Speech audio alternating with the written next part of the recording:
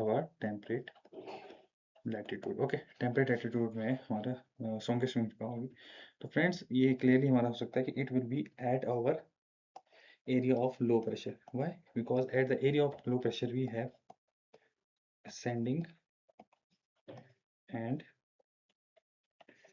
converging winds. Okay, जहाँ पर हमारे साइक्लोन्स फॉर्म होते हैं, साइक्लोन्स एंड TRS जोन यही रहता है, right? So low pressure they are associated with low pressure, जहाँ पर हमने देखा होगा the winds are very strongest and there is our steep pressure gradient. Okay, we have a steep pressure gradient here, so इसका answer बन जाता है in the area of low pressure, right? So hope friends आपको अच्छे से clear हो गया. So these were some important questions of our aviation meteorology. So definitely ये आपको help करेंगे in your DGC exam. Next जल्दी मिलेंगे अपने more questions, important questions हैं जो हमारे meteorology के, right friends? Thank you guys for joining and I can subscribe. Hi everyone, welcome to the Aviator Classes, Learn, Fly and Explore, an online ground school for your aviation related courses and aviation related studies. So I am Rahul Sharma, commercial pilot and your aviation educator.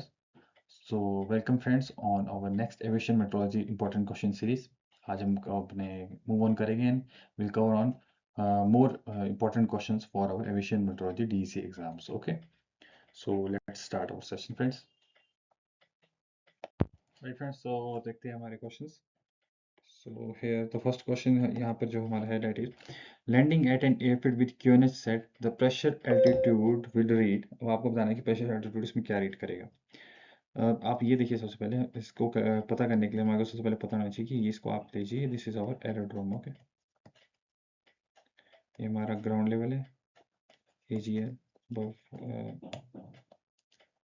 above ground level. Okay, so यहाँ पर हमारी height कितनी है? Height we have 0 feet which is also known as our QFE, your field elevation. But यहाँ पर देखिए तो that is our MSA, that is our mean sea altitude, and जो हमारा ये है that is our QFE, and जो यहाँ से हमारा मेजर्ड होगा till this is our QNH. QNH is measured from the mean sea level. Okay, mean sea level से हमारा जो रहता है that is our measurement for our QNH, जिसके लिए हम यूज करते हैं. So अब आप देखिए कि इसने पूछा है landing at an airfield with QNH set. अब आपका सेट क्या है? QNH आपने सेट किया, right? So it will be measuring altitude from the mean sea level. Okay, जो आपका mean sea level है, mean sea level से ये आपका मेजर करेगा, right? So the pressure altimeter reads, तो pressure altimeter क्या measure करेगा? It will be measuring aerodrome elevations यहाँ से लेकर जो आपकी mean sea level तक, mean sea level से aerodrome तक की elevation है, and you have landed here, so it will be measuring this क्योंकि वो mean sea level से measure करेगा. तो the right answer for this will be the elevation of the airfield. So जो elevation of the airfield बोलेगा ये from the mean sea level, वो ये calculate करेगा, right? Next हमारा question है Its right answer is this. Okay, D. You are flying in an atmosphere which is warmer than ISA. जो हमारा international standing atmosphere है, उससे आपका एटमोसफेयर जो आप फ्लाई कर रहे हैं, you are flying in region which is warmer than your standard ISA. Okay, what might you expect? अब आपने बताना है कि आप इसमें क्या एक्सपेक्ट करेंगे. सो हमने पहले भी कवर किया, हमने ये समझा था कि in this situations our true altitude will be higher because we are flying from lower to higher temperature. Okay, जब हम हाई टेम्परेचर की तरफ जा रहे हैं तो इससे आप ये भी समझिए कि वी आर फ्लाइंग. अब आप जब आप हाई टेम्परेचर की तरफ जा रहे हैं तो हाई टेम्परेचर में हमारा क्या होता है? हमारा हाई टेम्परेचर में हमारी एयर कैसे थी? वार्मर होगी. वार्मर मीन्स लेस डेंस होगी, एंड जो हमारा लेस डेंस होगी and it will rise above हो जाएगी इन एटमोसफेयर. सो इससे क्या होगा? True altitude will be higher than our indicated altitude, right? इससे हमारा true altitude higher show होगा because of less density and as we move it in our warmer air mass. Okay, and colder air mass में vice versa हो जाएगा friends. colder air mass में we will be having our true altitude lower because उसमें क्या होती है? उसमें हमारी air that get compressed and high density होती है and compact होती है, right? So environmental lab state in the real, अब नेक्स्ट क्वेश्चन देखते हैं, डी इसका आंसर है। नेक्स्ट है environmental lab state in the real atmosphere. Okay, real atmosphere में हमारा इन्वायरमेंटल लैब स्टेट, मैंने आपको पहले बताया था कि जो हमारा डी एल आर, पहले आपको समझेगा D N S L R, ये क्या होते हैं, ये दोनों होती है हमारी fixed value. Okay, fixed value, these are our fixed values. जो हमारा ड्राई एडियाबेटिक लैब स्टेट है and saturated adiabatic lapse rate है, जो डी एल आर है that is our this one, 1 degree पर 100 मीटर्स है ना। एंड 0.5, आप मान लीजिए 0.5 ये रहता है हमारा S A L R. Okay, S A L R रहता है हमारा 0.5 डिग्री सेल्सियस पर 100 मीटर्स। ओके,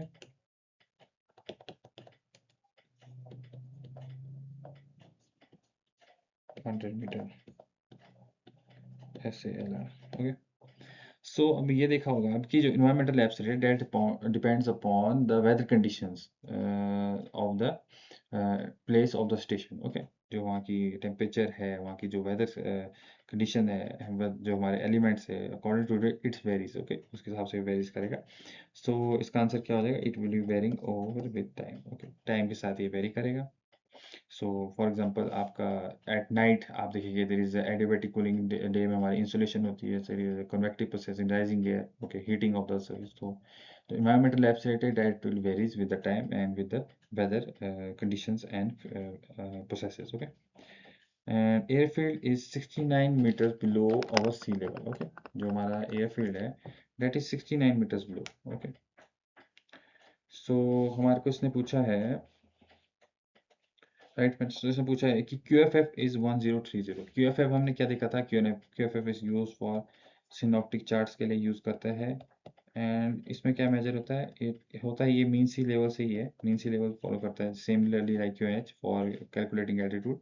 बट इसमें आप देखिए it is from the mean sea level but it doesn't follow ISA standard, is from the actual actual actual conditions. Okay, जो actual conditions होगी उसके बेस पे ये हमारा क्यू एफ एफ हम कैलकुलेट करते हैं। So temperature is -10 degree Celsius. तो टेम्परेचर क्या है हमारा, -10 degree Celsius colder than our ISA. Okay, ISA से हमारा कोल्डर है, राइट। सो जो क्यूएनएच है, QNH will be following our ISA, ये तो आईएसए को फॉलो करेगा। लेकिन हमारा जो क्यूएफ है, QFF is following the actual actual जो कंडीशन होगी, एक्चुअल टेम्परेचर होगा, that will be followed by our QFF. So here आप देख सकते हैं कि it is -10 degree cooler than our ISA standard, जो हमारा क्यूएनएच है। तो क्या होगा, air will be more compressed, air ज़्यादा कंप्रेस्ड होगी, it will be of high density. तो हाई डेंसिटी कब होगी, व्हेन इट इज लो, जब हमारा क्या होगा, जो क्यूएनएच होगा that will be more than our, जो QNH should be more than our 1030 hectopascal. Okay, QNH हमारा 1030 हेक्टोपास्कल से जब ज़्यादा होगा, that will be time where you be having these conditions. Okay,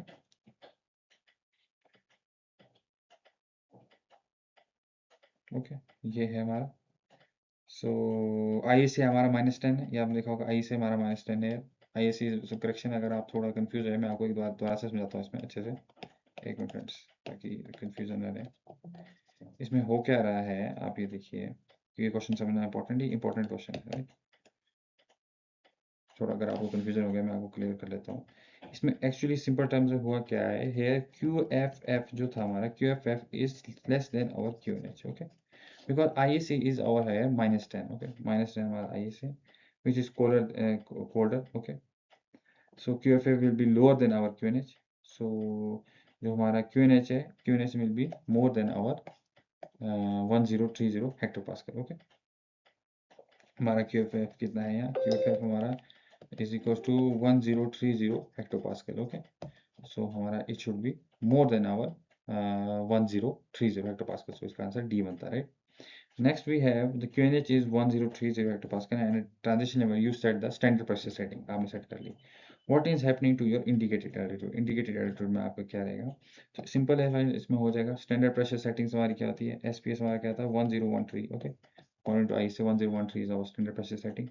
सो बस आप इसमें इसको जब आप इनको माइनस कर देंगे, राइट, जब आप इसका डिफरेंस निकाल देंगे, और 1013 minus 1030, so it comes to be -17. Okay, hectopascal. अब हम जो हमारा स्टैंडर्ड कन्वर्जन यूनिट है डेट इज 1, कितना है हमारा 1 feet equals to 30 1 hectopascal equals to 30 hectopascal. Okay, so उसको हम इससे मल्टीप्लाई कर लेंगे। So it will be finding that we will observing a drop by 510। Okay, हमारे को कितना ड्रॉप मिलेगा 510 मिलेगा। वो इसलिए मिला, राइज या ड्रॉप में आप कंफ्यूज नहीं होगा, क्योंकि here we have change our setting from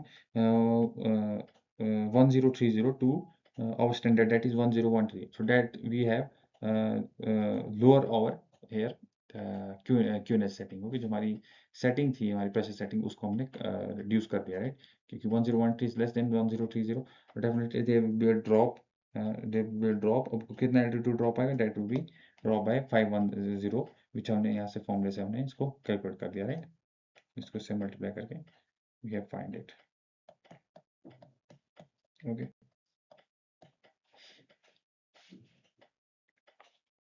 right friends, so let's move on to the next question. Okay friends, so let's go through the more questions in our aviation meteorology important question series. So इसमें देखते हैं हमारे और जो important questions बनते हैं यहाँ पर। तो सबसे पहले आप देखिए, सबसे पहले हमारा क्वेश्चन है कि what is the movement of air relating to trough। तो सबसे पहले आपको ट्रफ पता होना चाहिए कि ट्रफ किसका पार्ट है। Trough is a part of our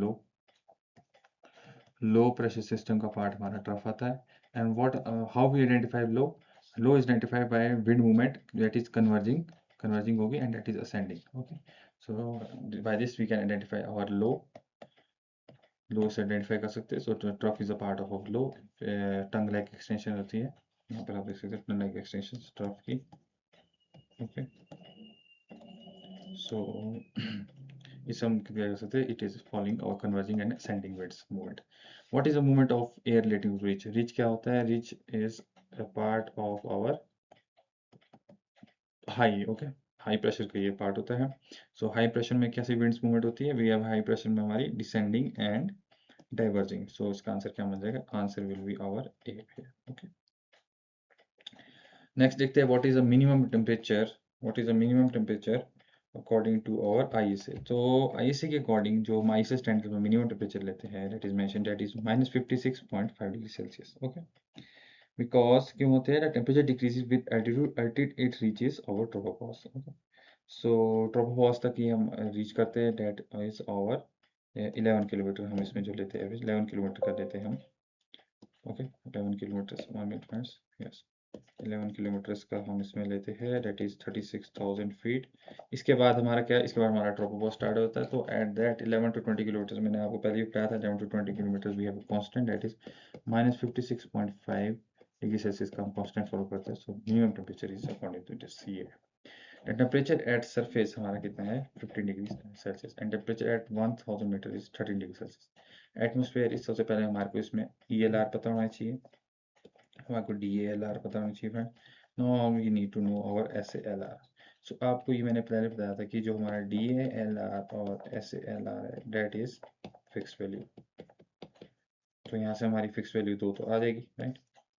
DLR कितना है हमारा, DLR जो हमारा फॉलो होता है स्टैंडर्ड दैट इज 9.8 पर 1000 मीटर। तो अगर एवरेज ले तो 10 डिग्री आप इसको ले सकते हो, 10 डिग्री पर 1000 मीटर्स। ओके, SLR कितना है हमारा, SLR is hour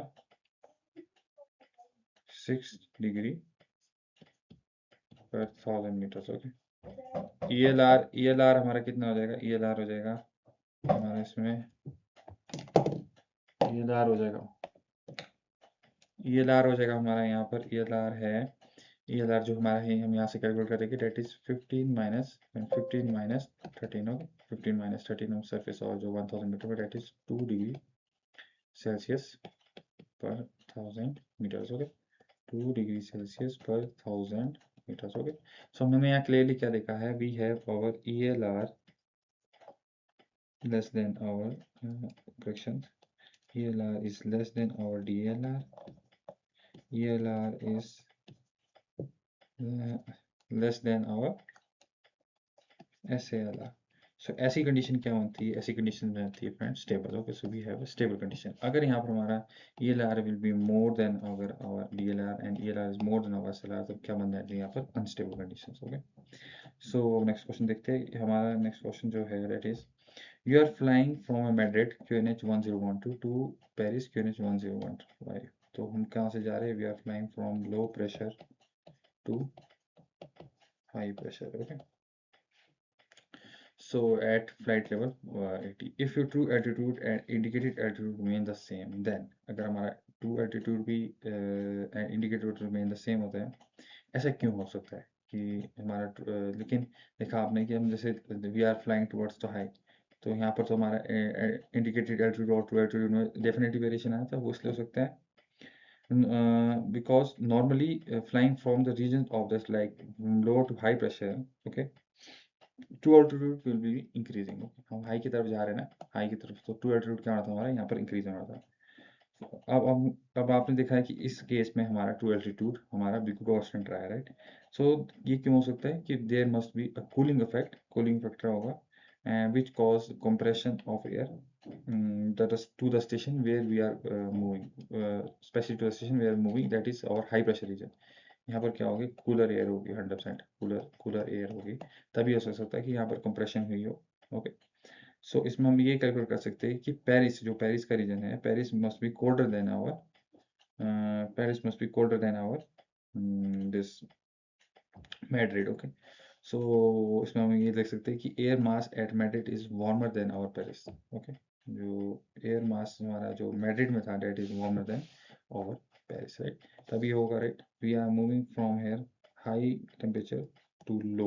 okay, high temperature से हम किस में जा रहे हैं? We are going toward high temperature to lower temperature, right. ये तभी हो सकता है because it will be contradicting, वही उसको कॉन्ट्राडिक्ट करेगा फ्रॉम लो प्रेशर, जिसको low pressure to high pressure, right. ये इस रूल को तभी हम इस रूल को हम तभी कॉन्ट्राडिक्ट कर सकते हैं, इसको हम तभी चेंज हो सकता है कि कोई चेंज नहीं आया हमारा, तभी रह सकता है ये, बिकॉज वहाँ पर जहाँ पर हम फ्लाई कर रहे होंगे the region of high pressure should have a low temperature, वहाँ पर लो टेम्परेचर है होगा।